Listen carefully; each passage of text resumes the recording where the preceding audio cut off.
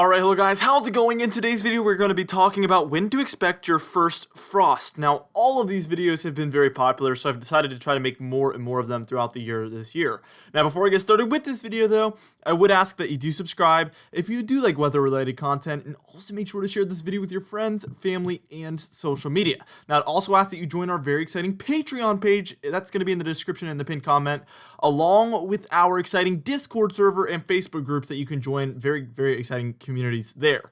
Now, for today's comment of the day, I want to know, how do you want this upcoming September to go? Let me know in the comments down below, and I'll be picking one of those for tomorrow's video. Now let's get started with our first layer here, and as you can see, this is our late August layer, and there's only a few mountain ranges here where we expect our first frost to be in the month of late August, or the time frame of late August. Some mountains in Oregon, Idaho, Montana, Wyoming, Utah, and even Colorado there all expect to see their first frost here in the later portion of August. So this is coming up very, very soon. Now, I got some people commenting last time. They were like, well, we live in very tall mountains and it happens actually before late August, or it's already happened. That obviously is possible, but it's such a small area that it's not on the map. So this is a broad area, and this is the first layer we start with, but there is some areas that are a little bit earlier, some very isolated regions there. Now, what we're going to do is we're going to move on, and we're going to add our early September region in just a moment.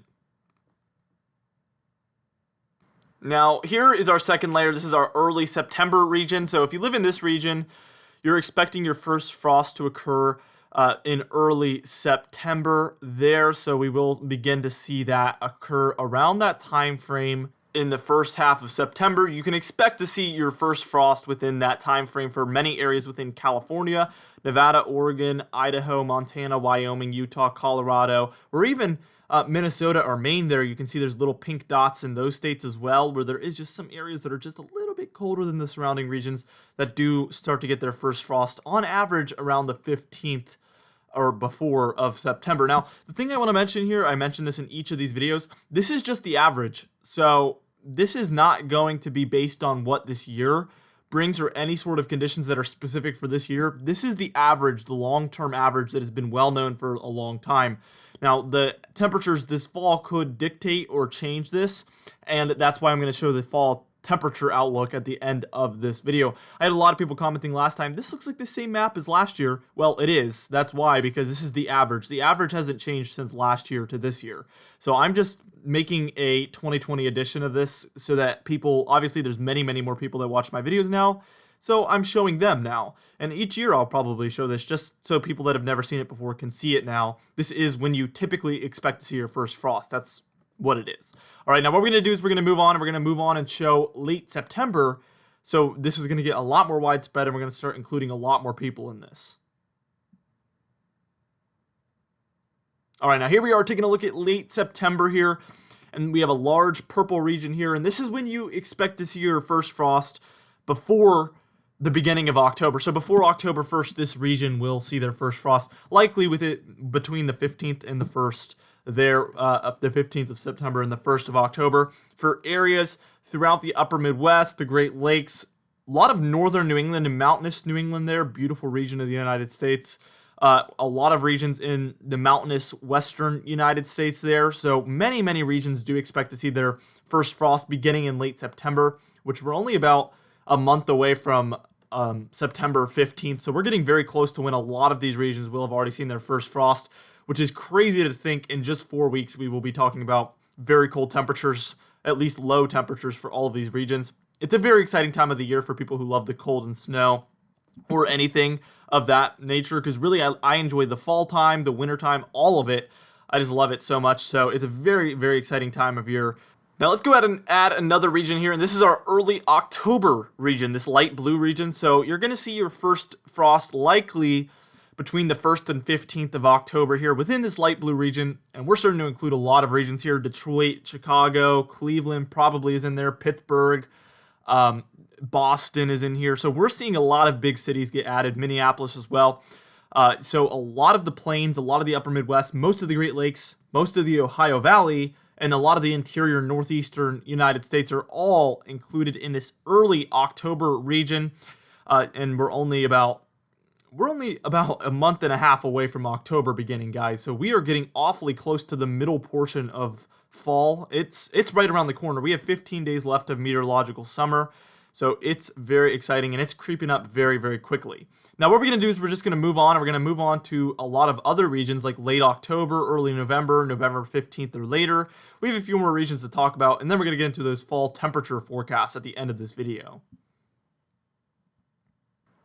Alright, so here is our late October region in this dark blue region. This is where we expect anywhere between the 15th and the 15th of October and the 1st of November. You expect to see our first frost within this region. So again, we get a lot of the plains in there, a lot of the Appalachian Mountains there, the southern Appalachian Mountains, the northern deep south states, and a lot of the mid-Atlantic as well included in this region. Most of the United States will have seen their first frost by the time we're at November 1st here. If you are in a colored shade here, you are expecting to see your first frost before November 1st, so congratulations if you're in there. But rest assured, if you're not in there, we do have a lot of more colors to go to talk about here. So let's just go ahead and move on to it. Early November here for this darker green, kind of army green shade there. We see areas like Oklahoma City, Little Rock, we see Atlanta, Georgia, we see Raleigh is in there. So we see a lot of bigger cities in this as well. Now, you might notice up the coast there that it kind of creeps very far up the East Coast, and probably a lot of you are wondering why that is, especially the West Coast there, but also the East Coast a little bit. The reason is that the sea surface temperatures take a while to cool down. So in the fall time, areas inland have a much easier time transitioning to fall because there's no water influencing their air temperature. But if you're along the West Coast, first off, the winds are heading onshore from the ocean, so you get a little bit more influence there along the West Coast. So if you've ever wondered why that is, the West Coast has a lot more of a, it creeps very far up the coast there, the more temperate temperatures there where it's not as cold. The East Coast, you know, obviously if you're in coastal Maine, you get very cold temperatures compared to coastal Washington, even though you guys are just as far north. The reason is because the winds are still moving from west to east for the East Coast. So you see the winds are moving from land to the water. So the ocean still influences the temperatures a bit, but not nearly as much as the West Coast there. Now, what we're going to do is we're just going to move on, and we're going to take a look at our last region, November 15th or later, and then we're going to take a look at our fall temperature forecast. All right, so here's our November 15th or later region, and it's a very small region. We see a lot of Californias in this, a lot of Texas, Louisiana, and a bit of Mississippi, Alabama, Florida, Georgia, and South Carolina. Now, unfortunately, if you are not in this color shade, if you are south of it, you do not typically expect to see a frost at any point during the year, unfortunately. But it is still possible, so I don't want you to completely lose hope if you were looking forward to a frost either in Florida, Louisiana, Texas, Arizona, or California in the regions that aren't shaded there. There is still hope. It isn't unheard of, so there is still a chance that you would see a frost at some point this year. All right, but if you are in that kind of I don't even know what kind of color shade you would call that. Kind of a lime green, but lighter. November 15th or later, so it could be at any point during late November, December, some of these regions see it. Sometimes they see it right in the peak of winter, right there in January. That's the only time you expect to see a frost. So it's very possible that that's when it is if you're on the very, very southern edge of one of these, of the very light green region there. Now, let's go ahead and move on and talk about our fall forecast. And this is our most up-to-date fall forecast. We do expect to release one more fall forecast before September 1st. So be on the lookout for that. There will be a final fall forecast coming out in the coming 2 weeks. So that's going to be very exciting. But this is our most recent fall forecast. And as you can see, we're expecting above average temperatures there for the western United States and below average temperatures for the eastern United States. And you might be wondering, well, you might be, but probably aren't wondering, why does this matter? Well, if you're in the above average temperature column, you probably expect to see your first frost a little bit later than what is anticipated. So all of those graphics before might be a little bit later here in this western region. It might be compared to average a little bit later.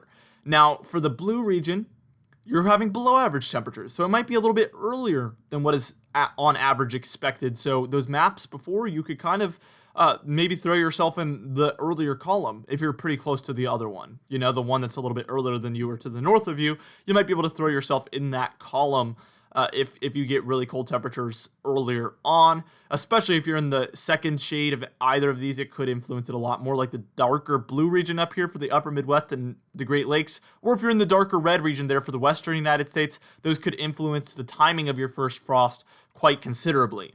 All right, now for today's comment of the day, I asked you guys, how many storms after Tropical Storm Josephine do you think we will have for the rest of the month of August? Tropical storms, or named storms, that is. And Weather with Emily said, I think maybe 3 to 5 storms. The season is only going to get more active as it goes on. Awesome video as always. And I definitely agree. I think 3 is a pretty safe bet, but it could be as high as 5, obviously.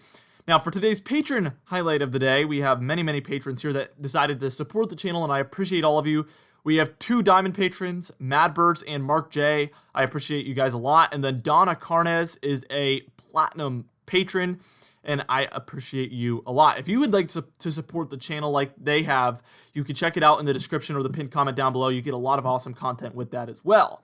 All right. Thank you so much for watching this video. Again, be sure to share it with your friends, family, and social media. I will see you guys in the next video.